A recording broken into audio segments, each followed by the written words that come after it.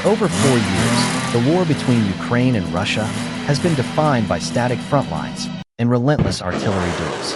But in June 2026, the theater of conflict has fundamentally shifted. Kyiv is no longer just holding the line.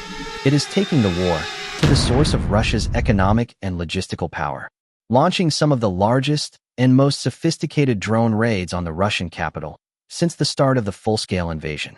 Before we continue, if you're enjoying this analysis, take a second to subscribe. We publish in-depth documentaries that break down the engineering, technology, and strategy behind today's most significant military developments. And if you're finding this video informative, a quick like and share really helps the channel reach more people who enjoy this kind of content. Now, let's get back to the story. The scale of Ukraine's 2026 long-range sanctions isn't just about the numbers. It's about a fundamental shift in engineering. At the heart of this campaign is Firepoint, the defense firm now responsible for an estimated 60% of all successful deep strikes inside Russia. As the front lines remain locked, the battlefield itself is changing. The war of attrition is no longer being fought only in the trenches. It's being fought inside production facilities, design labs, where a new generation of high-end, purpose-built munitions is being born. And that transformation is reshaping the war one drone at a time. So, how did these drones manage to penetrate one of the world's most heavily defended countries and reach one of the pillars of Russia's energy infrastructure? The answer begins with FP-1, developed for long-range precision strike missions. FP-1 represents a new generation of Ukrainian unmanned attack drones. Unlike the small quadcopters seen over the front lines, FP-1 is designed to travel vast distances, carrying a significant payload deep into enemy territory. One of its greatest strengths is its ability to fly at extremely low altitude. By following the natural contours of the terrain, weaving through valleys, forests, and man-made obstacles, the drone can remain below the coverage of many long-range radar systems for much of its journey. This technique, known as terrain-following flight, makes detection far more difficult, reducing the time defenders have to react. FP-1 is also engineered for long-endurance missions. Its aerodynamic design, efficient propulsion, and autonomous navigation allow it to travel hundreds of kilometers before reaching its target. Throughout the flight, onboard navigation systems continuously guide the aircraft along pre-programmed routes, enabling it to bypass known air defense positions and approach critical infrastructure from unexpected directions. Perhaps most importantly, FP-1 is relatively inexpensive to manufacture compared with conventional cruise missiles. That allows Ukraine to produce larger numbers and launch coordinated waves of drones that force Russian air defenses to engage multiple targets at once.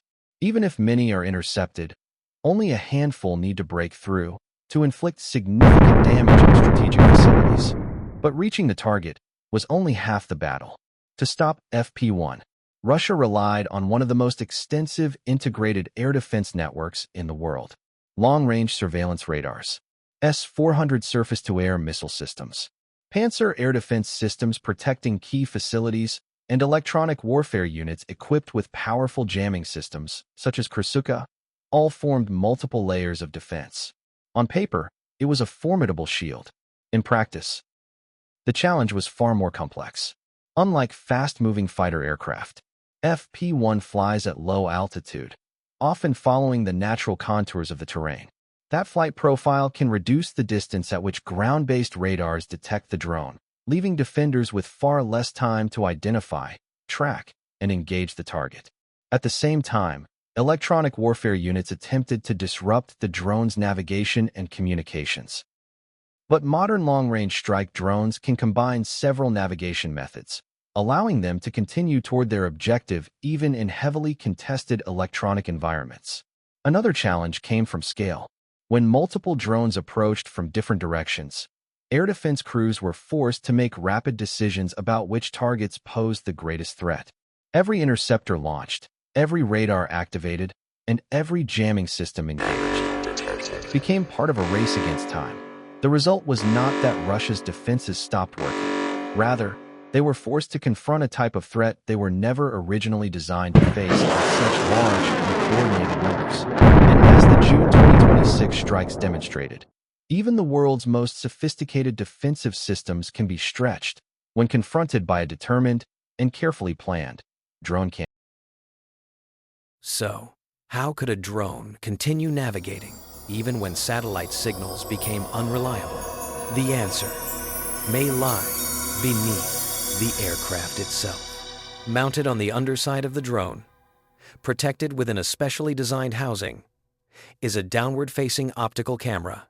At first glance, it looks like a simple sensor, small, lightweight, and easy to overlook. But throughout the entire mission, this camera never stops working. From the moment the drone takes off until the moment it reaches its destination, it continuously observes the world passing beneath it. Every second of flight, hundreds of new visual details enter its field of view. Long highways stretching across the countryside, railway tracks cutting through open fields, dense forests, narrow rivers winding through valleys, industrial zones, small villages, large cities. Every feature becomes another clue, helping the drone understand exactly where it is. But simply seeing the ground is not enough. The real intelligence begins after the image is captured. Almost instantly, powerful onboard processors begin analyzing every frame. Instead of looking at the terrain the way a human would, the computer breaks the image into recognizable patterns. It searches for distinctive shapes, sharp corners, road intersections, bridges, river bends, forest boundaries, large buildings, and countless other landmarks that remain visible from the air. Every image captured by the camera becomes another piece of navigation data. Before the mission even begins, reference maps and terrain information can be stored inside the drone's onboard memory. As the aircraft flies deeper into hostile territory, those stored reference images are continuously compared with the live images arriving from the camera. Thousands of comparisons can be performed automatically, again and again and again. The onboard computer constantly asks the same question: does what I see now match what I was expecting to see? When enough landmarks line up, the answer becomes increasingly clear. The drone knows where it is. If the live camera view begins matching the stored terrain with a high level of confidence, the flight computer can refine its estimated position and make small corrections to its course and continue toward the programmed destination.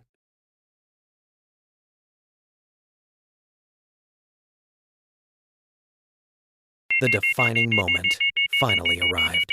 Ahead, one of Russia's massive oil storage tanks came into view. The drone maintained its course. Second by second, the distance closed. There was no sudden maneuver, no last-minute hesitation, only a steady, deliberate approach toward the target. Within moments, the drone reached the facility. Then, impact. A violent explosion erupted as the drone struck the storage tank. In an instant, the fuel inside the tank ignited almost immediately, feeding an intense blaze. The force of the explosion lifted the tank's enormous floating roof high into the air, sending thousands of tons of steel upward before gravity pulled it crashing back into the inferno below. If you enjoyed this deep dive into the technology and strategy behind today's conflicts, don't forget to like the video and subscribe for more in-depth documentaries. Every week, we break down the engineering, tactics, and innovations shaping modern warfare, explaining not just what happened, but how and why. If you think someone else would find this video interesting, share it with them. Your support helps us continue creating high-quality content. Thanks for watching, and I'll see you in the next video.